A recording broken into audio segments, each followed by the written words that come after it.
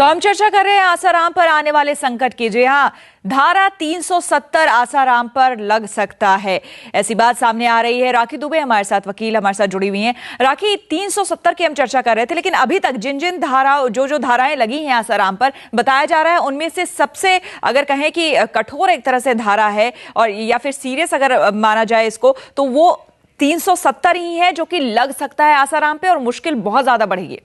जी हाँ, आप बिल्कुल सही कह रही हैं, क्योंकि इनके पर कई केसेस चल रहे हैं। लेकिन इस केस में भी इनके पास रेप का केस, इसके अलावा रेप का एलिगेशंस लगे हैं। लेकिन 370 बहुत ही सीरियस एलिगेशन है, बिकॉज इसमें ट्रैफिकिंग की बात हो रही है, एंड वो भी इसे माइनर की ट्रैफिकिंग की बात हो रही है। अगर हम सिंपल शब्दों में समझें तो ये कह सकते हैं कि किसी व्यक्ति को उसकी मर्जी के खिलाफ एक जगह से दूसरी जगह ले जाएं, किसी दबाव डाल के या अपने पावर का मिसयूज करके, for the purposes of slavery which includes sexual slavery, तो वो ट्रैफिकिंग होता है। एंड इसमें 370 में कहा गया है, स्पेसिफिकली कहा गया है कि अगर माइनर की ट्रैफिकिंग हो रही है तो उसमें कम से कम 10 साल की सजा और ज़्यादा लाइफ भी हो सकती है। वो कोर्ट की डिस्क्रिप्शन है जितनी सजा देनी चाहें। एंड अगर हम इस इंग्रेडिएंट्स अगर इस सेक्शन की देखें तो इस इंग्रेडिएंट्स अंतर्गत सिर्फ आसाराम ही नहीं, उनके साथ जो और भी एक्यूज हैं उन पे भी 370 लगता है, बनता है, एंड उनके लिए और दुर्गेश जी, अगर आप ये सारी बातें सुन रहे हैं तो इस पर आप क्या कहेंगे? क्योंकि कहीं ना कहीं जो गुरु मानते थे उनको तो कहीं ना कहीं धक्का लगा ही है, लेकिन साथ ही साथ आप इन जो नई बातें सामने आ रही है उसे भी गलत आप कहेंगे? देखिए, शुरू दिन से ही अनर्गल आरोप लगाए जा रहे हैं। उसमें एक ये आरोप भी जुड़ गया है, पहले बाबा तांत्रिक है, बाबा अबॉर्शन करवाते हैं, बाबा अफीम खाते हैं, ये सब अनर्गल आरोप लगाए जा रहे हैं। लेकिन खुद आपके बाबा ने ही इस बात को इंट्रोगेशन में कहा है, इस बात को इंट्रोगेशन में कहा है कि हम लोग कानून का सम्मान करते हैं। कानून अपना काम करेगा। पुलिस एलिगेशन लगा रही है, जो लगना है उनमें कोई प्रॉब्लम नहीं है।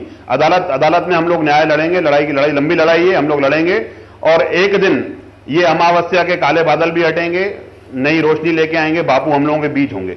लेकिन इस पे क्या कहेंगे? आप कानून का सम्मान करते हैं तो आपके नारायण साईं कानून से भाग क्यों रहे हैं? उनको बार बार मुंह क्यों छुपाना पड़ता है? ठिकाने क्यों बदलने पड़ते हैं? अपनी वेशभूषा क्यों बदलने पड़ते हैं? और आपके बापू आसाराम बापू ने खुद को सरेंडर करने के पहले पूरा प्रयास किया कि खुद को बचा सके, हर तरीके से प्रयास कर लिया। आप लोग जो हैं कुल सब मिल करके आपने हिंदू धर्म पे डाका डाला है। हम सारे लोगों के हिंदुओं की जो मान्यता है, जो हमारी श्रद्धा है, आपने उस पर डाका डाला है। ये कोई बहुत छोटा काम नहीं है। कल मेरे साथ एक भाई साहब थे, वो समझा रहे थे कि देश में बहुत सारे और मुद्दे हैं, आप लोग सिर्फ हमारे बापू को लेकर के चल रहे हैं। आप अगर आरोप की बात करते हैं, आप साजिश की बात करते हैं, एक आदमी तो बताइए, सारे साक्ष्य आपके विरुद्ध जा रहे हैं। कहां से साजिश हो रही है? कौन आरोप लगा रहा है? 700 करोड़ रुपए की आप लोगों ने लैंड ग्रैब कर रखा है। आश्रम जो है जमीन घेर घेर के बना लेते हैं, ये तो बहुत आसान तरीका हो गया। आप लोग कुकर्म भी खुद करते हैं। आपके आश्रमों में अगर आपके बाबा इतने निष्ठावान हैं,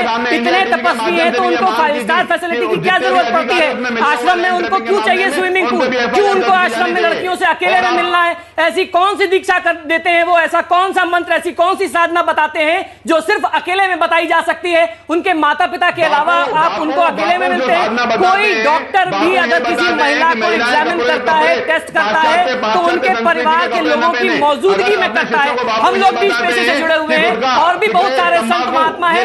इस तरीके के चारित्रिक दोष अगर किसी के ऊपर आरोप लगे हैं तो वो आपके आसाराम ने हमारे धर्म का, हमारी मान्यताओं का, हमारी श्रद्धा का सबसे ज्यादा दोहन और शोषण किया है। जो धर्म से जुड़े हुए लोग हैं वो खुद भी आज आहत महसूस कर रहे हैं, इसलिए वो इस तरह की बातें कर रहे हैं। आपका इस पर क्या कहना है वो भी हम आपकी राय भी हम